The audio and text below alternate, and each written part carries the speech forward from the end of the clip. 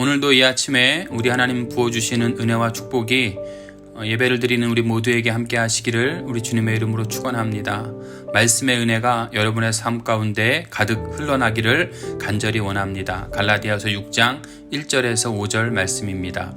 형제들아, 사람이 만일 무슨 범죄한 일이 드러나거든 신령한 너희는 온유한 심령으로 그러한 자를 바로잡고 너 자신을 살펴보아 너도 시험을 받을까 두려워하라. 너희가 짐을 서로 지라. 그리하여 그리스도의 법을 성취하라. 만일 누가 아무것도 되지 못하고 된 줄로 생각하면 스스로 속임이라. 각각 자기의 일을 살피라. 그리하면 자랑할 것이 자기에게는 있어도 남에게는 있지 아니하리니 각각 자기의 짐을 질 것이라. 아멘. 오늘은 갈라디아서 18번째 시간 대인관계에 대한 권면이라는 말씀으로 함께 은혜를 나눕니다. 5장에서 육체의 일과 성령의 일을 대비시켜서 성령의 인도를 받는 삶을 살아야 한다라고 이렇게 주장했던 사도 바울은 갈라디아 교인들에게 두 가지의 실제적인 권면을 합니다. 첫 번째는 오늘 말씀 대인관계에 대한 권면이고요. 또 하나는 6절부터 10절까지 재물의 올바른 사용에 대한 권면입니다. 오늘은 그리스도인의 대인관계에 대해서 바울의 권면을 생각해 봅니다. 보통 사람들은 어떤 사람의 범죄한 것을 목격했을 때 비난하고 책망하는 데 급급합니다. 마치 그 사람 때문에 세상이 그렇게 된 것처럼 그를 몰아세우기도 하고 다그칩니다. 만약에 그리스도인이 형제들의 범죄한 것이 드러났을 때 어떻게 해야 합니까? 바울은 성도를 바로 세우는 법을 우리에게 교훈하여 줍니다. 먼저는 신령한 자가 권면할 자격이 있습니다. 신령한 자는 성령을 쫓아 행하는 성도를 의미합니다. 즉, 성령을 쫓아 행하는 사람은 성령의 열매 가운데 부드럽고 온화한 태도로 그를 이전의 상태로 회복시켜 줄 것입니다. 성령을 쫓아 행하는 사람은 형제가 범죄하였을 때 정의를 위한다는 명분으로 그 사람을 함부로 단죄하거나 미움과 증오로 비방하지 않습니다. 또한 우물쭈물 적당히 넘어가서도 안 됩니다. 반드시 형제를 바로 세워야 합니다. 형제를 바로 세우는 태도는 온유한 심령으로 해야 합니다. 온유는 성령의 열매입니다.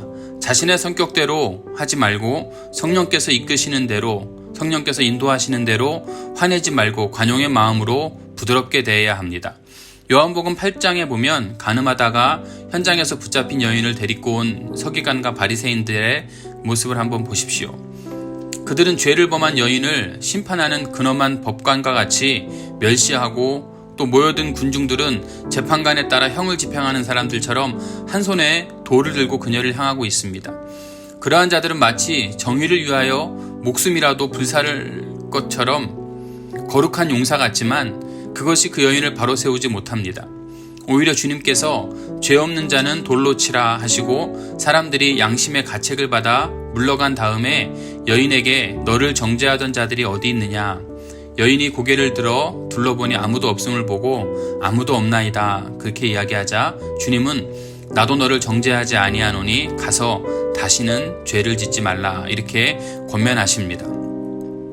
이런 온유는 신령한 자, 즉 성령의 인도함을 받지 않고서는 할 수 없습니다. 두 번째는 다른 사람의 행동을 자기 행동의 거울로 삼아야 합니다. 아무리 신령한 사람이라 할지라도 형제를 바로잡는다는 것은 굉장히 조심스러운 일입니다. 바로잡는 사람 역시 자기의 육체에 약함이 있다는 사실을 인정하면서 남을 고쳐줌과 동시에 자신을 돌아보아야 합니다. 사람이 만일 무슨 범죄한 일이 드러나거든 우리는 이 말을 유의해야 합니다. 이는 인간은 누구나 죄가 있습니다.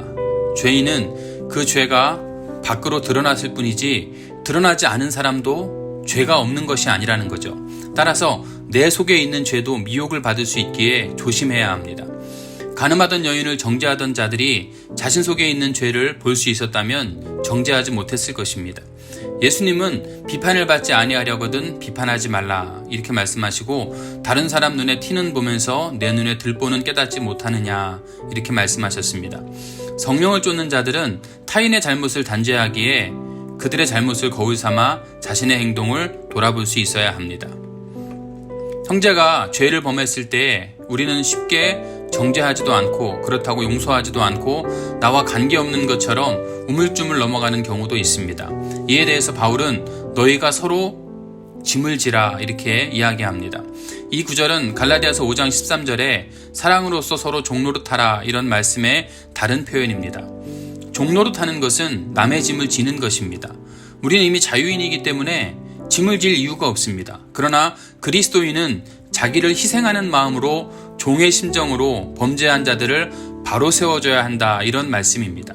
그리스도께서 죄 없는 자이면서 죄인처럼 십자가에 돌아가신 것처럼 우리가 형제의 짐을 지는 것이 이웃사랑이고 이웃사랑이 율법의 완성이라는 겁니다.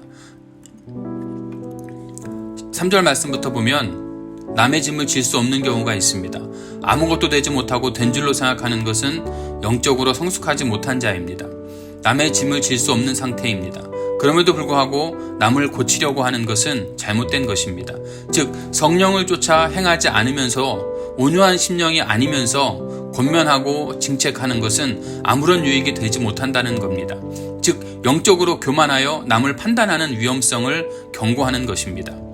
그리고 4절부터 보면 바울은 그릇된 영적 지식으로 인해서 율법을 지는 것을 대단한 것으로 여겨서 외식주의로 빠지고 그로 인해서 자기 기만과 착각에 빠지는 것을 방지하기 위해서 각기 자기 일을 살피라라고 이렇게 권면합니다. 인간은 누구나 남에게는 엄격하지만 자신에게는 관대하기가 너무 쉽습니다. 그러나 자신의 행위를 면밀하게 살피고 반성할 때 자신의 모습을 발견하게 될 것이고 자신 안에 있는 하나님의 은혜를 발견하게 될 것이며 그 은혜는 다른 사람에게 온유한 심령으로 대할 수 있는 힘이 될 것입니다. 이 세상에 사는 사람들 모두가 완전한 사람이 아닙니다. 완전한 사람은 없습니다. 다 허물이 있고 다 불완전한 사람들입니다. 하나님의 은혜가 없이 살아갈 수 없는 그런 사람들입니다. 따라서 우리는 각자 하나님의 거룩하심 앞에서 자신을 돌아볼 수 있어야 합니다. 그리고 거룩한 삶을 살도록 힘쓰고 노력해야 될 줄로 믿습니다. 오늘 사도 바울이 이 말씀을 통해서 대인관계에 대한 권면을 우리에게 하고 있습니다. 혹 우리의 모습은 어땠습니까? 우리의 모습을 한번 돌아볼 수 있는 그런 시간이 되었으면 좋겠습니다. 오늘도 우리가 함께 기도하기 원합니다. 오늘 주신 말씀을 잘 생각하면서 나는 성령으로 말미암은 삶을 살아가고 있는가? 남을 대할 때 내 중심이 아니라 성령께서 이끄시는 대로 하고 있는가 한번 돌아보시기 원하고요. 그 문제를 가지고 기도하시기 원합니다. 드림교회 부흥과 성전 이전을 위해서 기도하시고요. 하나님의 뜻을 구하며 우리가 함께 기도합니다. 코로나 바이러스가 해결되기 위해서 함께 기도해야 합니다. 강화된 MCO가 적용 중인데 우리 성도님들의 안전을 위해서 기도합니다. 예배를 위해서도 기도합니다.